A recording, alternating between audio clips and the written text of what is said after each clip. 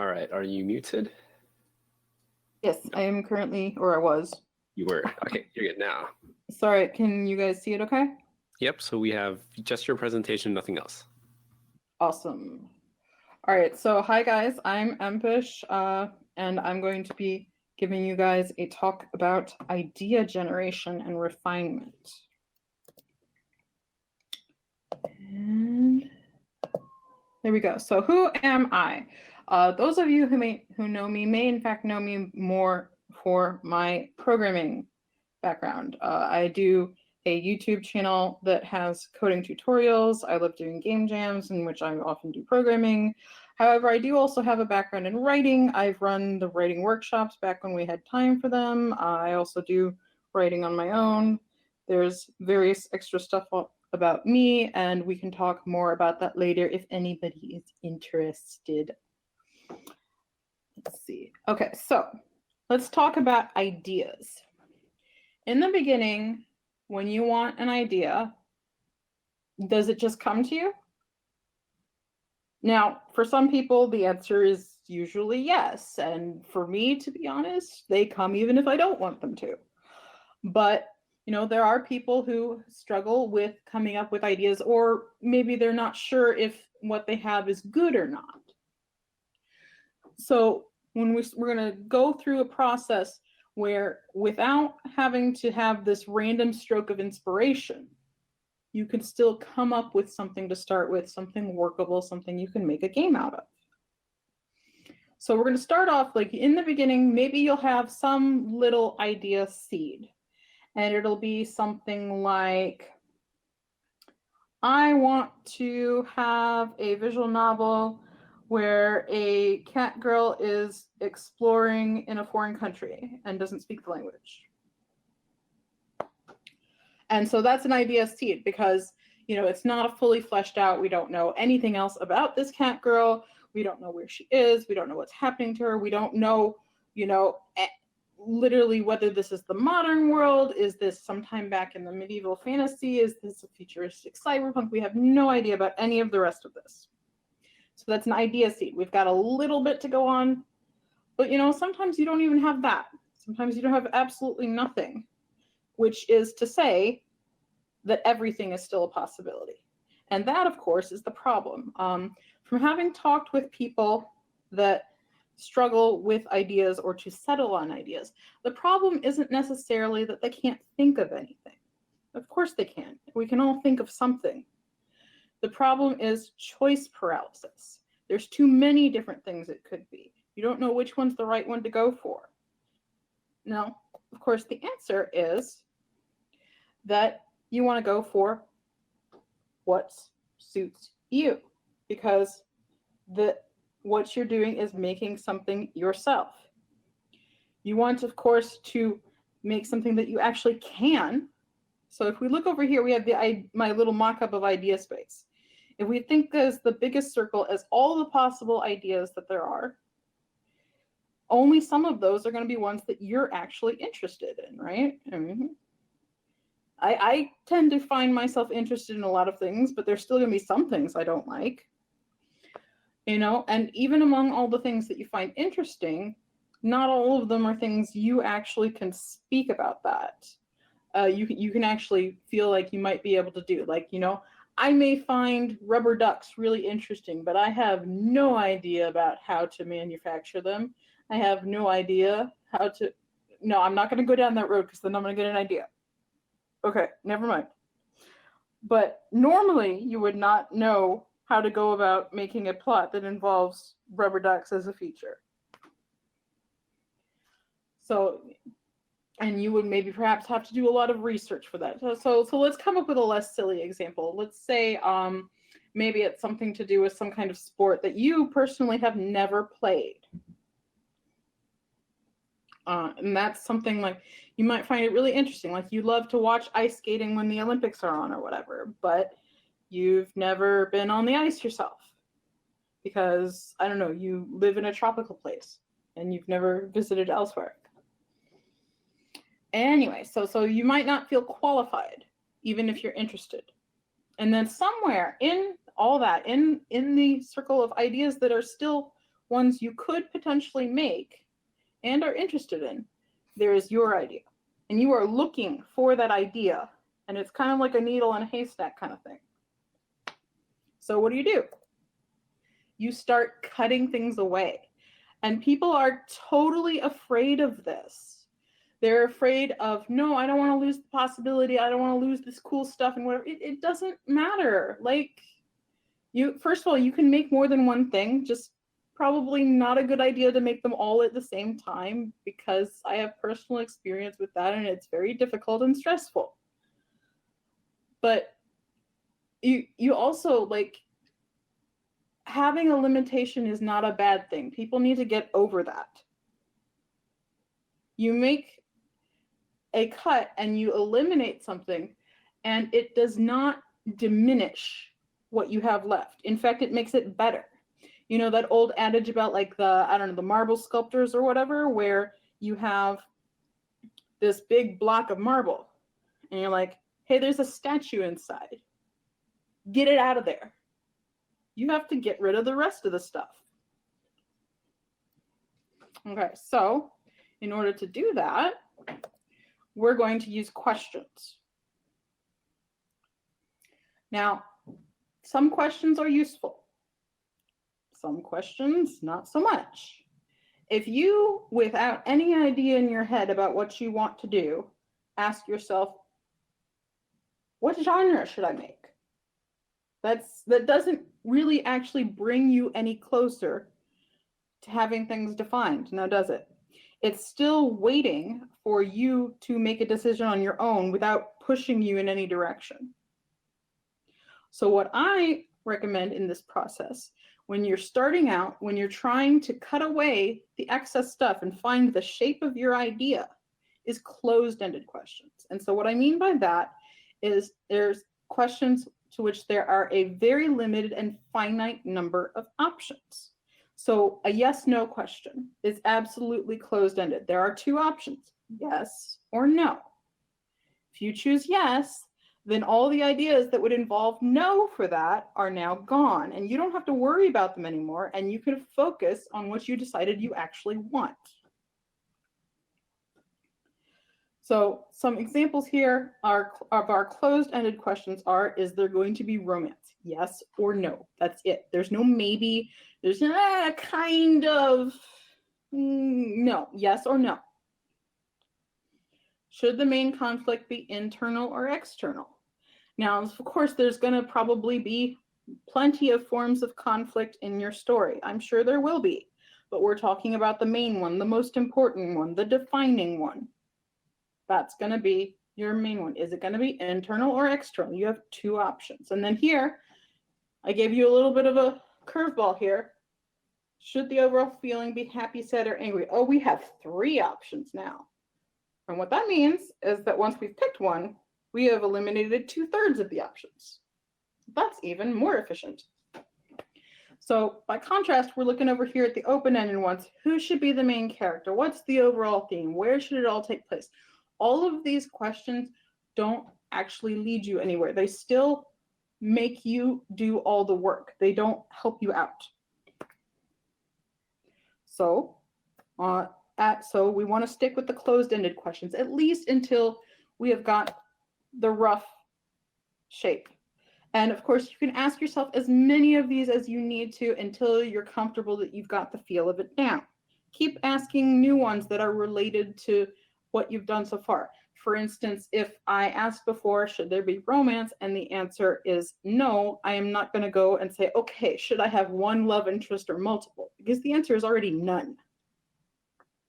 So we're going to keep asking questions until we've got something that, you know, we've got the overall shape of it. We like it, but we need to start getting down to the nitty-gritty.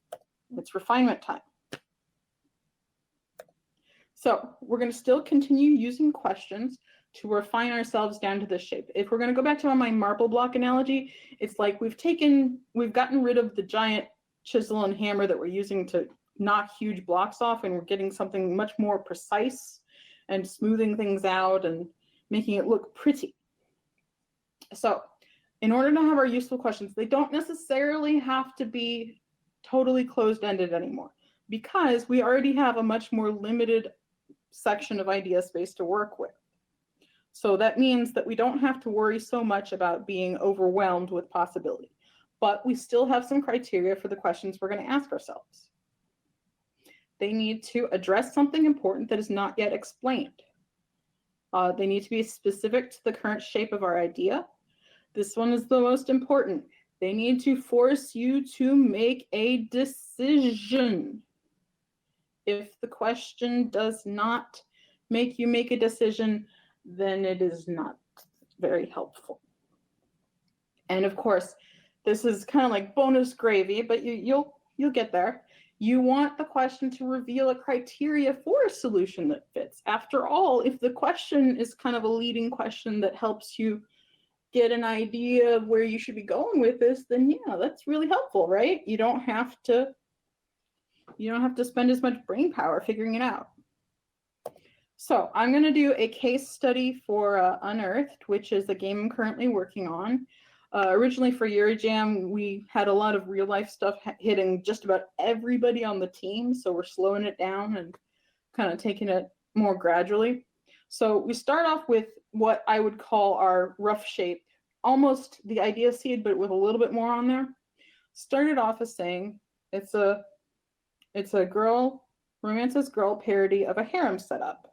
So the original idea is that the main character is going to start off in that childhood friend slot, but instead of just fitting in there, will instead decide to go and, romance somebody else's love interest instead of the harem protagonist. So that was the original premise, and I'll be honest, this premise came up as a joke. But, we refined it. It's fine. It's totally fine because it turned into something amazing. So if you're going to look here, the questions I have bolded are the driving questions that kind of helped us get to the next. It's not on Steam to be wishlisted yet, Bex. I'm sorry. But I will continue to post updates about it, and I can actually give you a link to the Twitter account for it. So the driving questions are, why should the love interest even be interested in the harem protagonist in the first place? We don't want this to reflect badly on them. We don't want them to think that, we don't want the readers to think that they're being stupid in liking him or whatever. And of course, how is the main character going to actually steal their interest? So we're getting down to the next level by answering those questions, because those are questions that, if we hadn't gone further than this, the readers would be like, hey, what's the deal? What is this? They would be asking these questions. So if you need help figuring out what questions to ask yourself to drive yourself down to the next level, try and think about it from the perspective of a reader. What would they not know? What would they be confused about? What would they want to know more about? And that's how you can get yourself down to more refinement. So we're on the next step now. The main character wins a love interest over by helping her in a way that the harem protagonist does not. So we're going to start setting up the thematic struggles for each of the love interests and how to address them. So here's our next driving questions. Why does the harem protagonist not help them? Is he unable to? Is he uninterested? And in the end, we went with a little bit of both. And so what else brings the cast together and compels them to work together? And what does the main character struggle with? These are kind of more setting things. If you've noticed, like before this point, I haven't even said anything except about the characters themselves. And so this is at the point where we started getting the actual setting in there. And like when we started refining the idea for Unearthed, plenty of different settings went through our heads. It's like, oh, it could be kind of like a D&D style fantasy adventuring thing. It could be some kind of modern spy story, or whatever else. We decided to go with sci-fi because it allowed us to address a lot of the things that we wanted to. And so at this point we've got it down pretty well. We just need to do some more refinement. We didn't have a bunch of driving questions anymore because we had things on lockdown. We just need to refine it, refine the mechanics. This is not a pure visual novel. It has some recurring mechanics that help drive the game. They're thematically appropriate. For instance, the main character is a delver. She goes and digs for resources on various space rocks, small planets, asteroids, whatever else. And so there's a digging minigame. So designing the mechanics, the progression of the story, designing the overarching conflict, refining the main character's circumstances, being both a delver and an artisan, which if you wanted to follow us, you can find out more about that. And then we're going to start refining the cultural and societal differences. And then we also have an alien species in there as one of the love interests. So we had to refine some more stuff about the biology and stuff like that. And that is how we ended up with our overall concept. And I kid you not, this literally started off as a joke of, haha, parody. I want to be, instead of being some love interest waiting around in a harem, I'm going to steal somebody else instead. That's literally how it started. Okay, so what we're going to do now is, I'm a little bit over time for how I planned for this part of the talk, but we're going to go quickly to the live demonstration part. Yay! Okay, finish that. Bring this up. And pull it over. Oh, lovely. Okay, so what we're going to do is this. I have a series of questions. They are closed-ended questions. We are going to generate a new premise based on y'all's answer to these questions. We are going to use the voting channel for this. Basically, for each one, what we're going to do, I'm going to ask the question and you can vote with numbers based on what you guys want. And whichever wins, I'll just make up something on the spot based on that. Okay? Let's go. All right, the technology, past, present, or future. So we're gonna do 1 for past, 2 for present, 3 for future.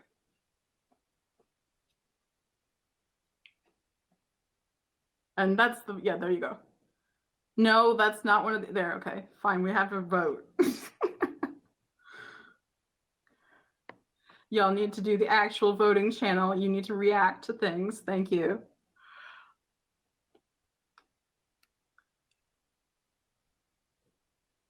All right, I'm pretty sure that number 2 is winning there. So we're going to go with the present. Okay, so is our setting technology exactly the same as our modern world? Or is it going to be different somehow, but at kind of like a comparable level? So same or different? 1 or 2, guys?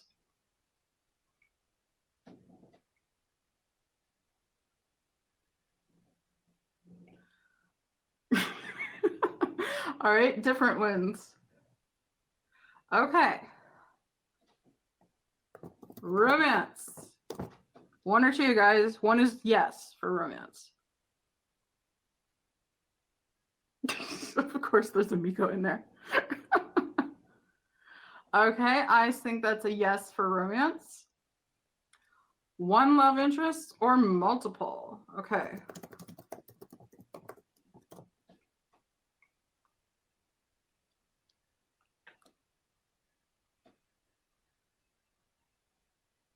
All right, it looks like 1 love interest. Oh, wait, hold on. All right, multiple is winning. All right. Should there be supernatural elements? Can I spell? Yes. Okay, cool.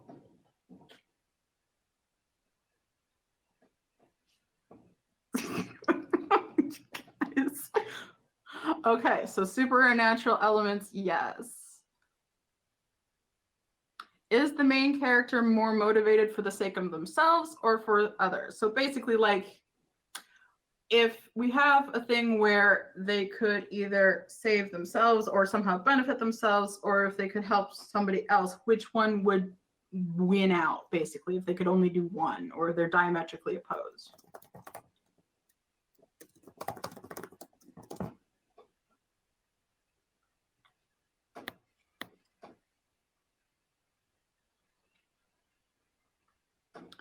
Okay, so apparently we have a pretty selfish protagonist. That's fine.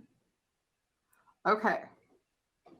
What does the main character want the most? Freedom, power, or love?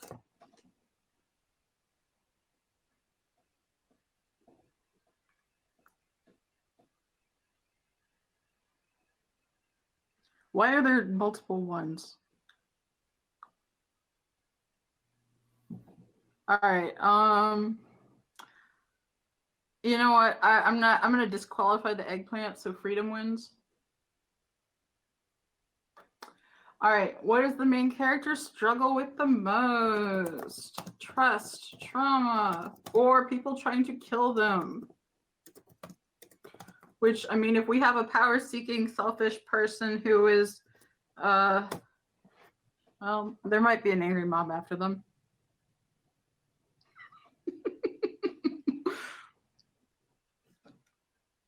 All right, I guess angry mob wins. Okay, so here's our results, guys. We have a story with supernatural elements set in the present in a modern world that is similar in technology to ours, but not identical. Multiple love interests with a selfish protagonist who just wants to be left alone from the angry mob, damn it. Okay. So let's evaluate this and see what we can come up with.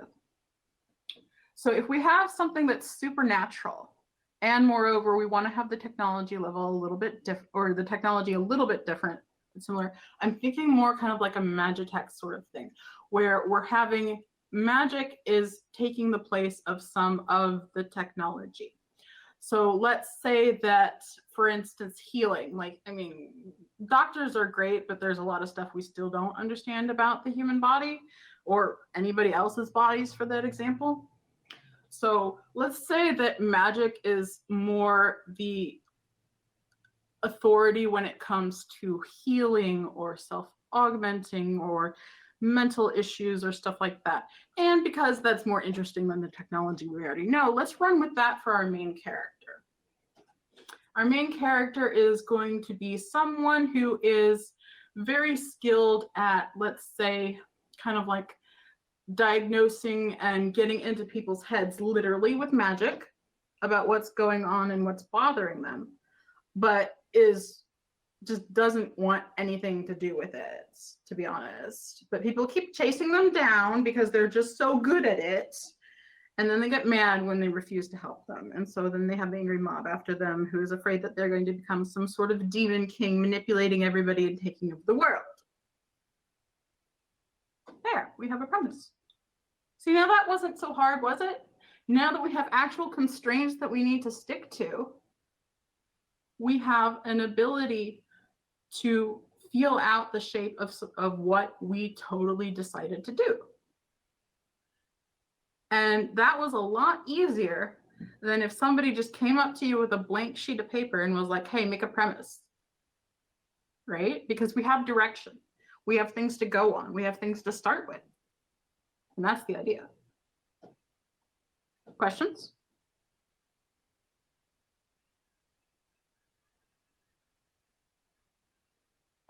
Yeah, I can share that if you guys want.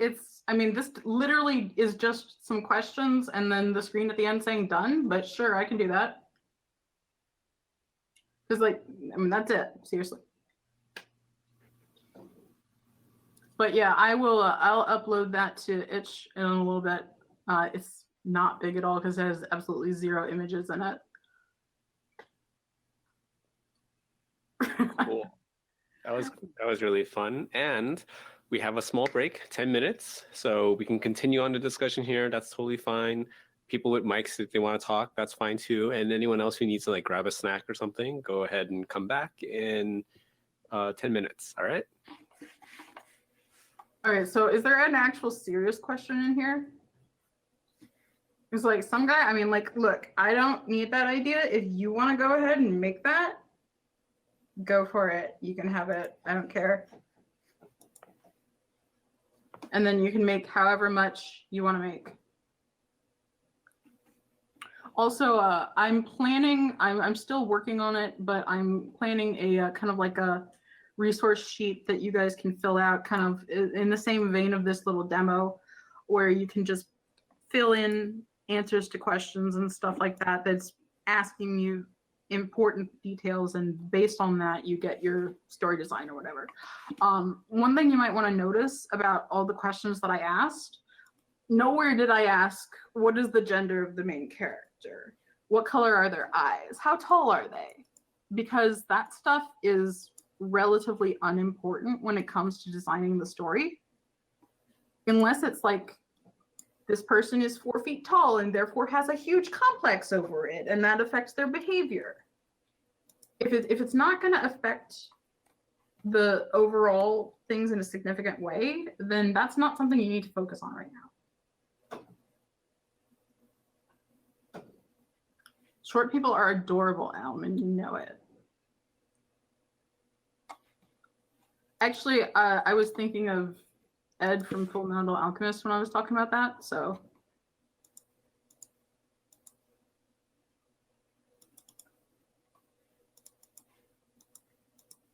I'll buy Fierce, I will.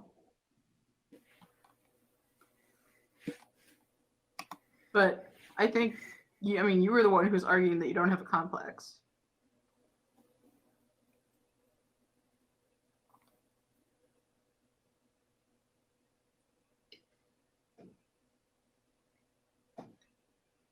Do I still have presented?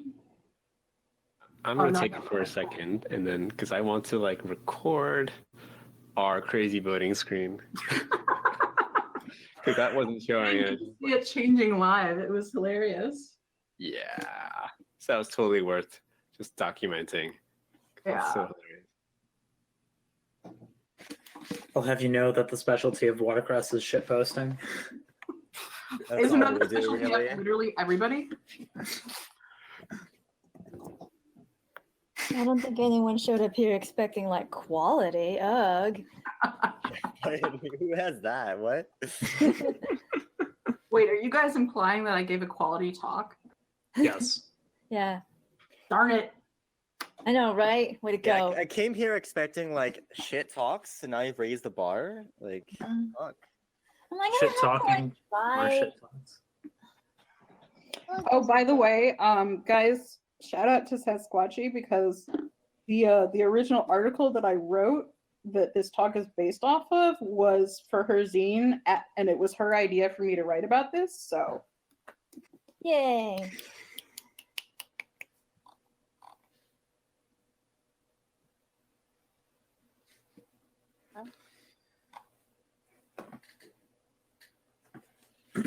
oh yeah, okay. Let me start shilling links.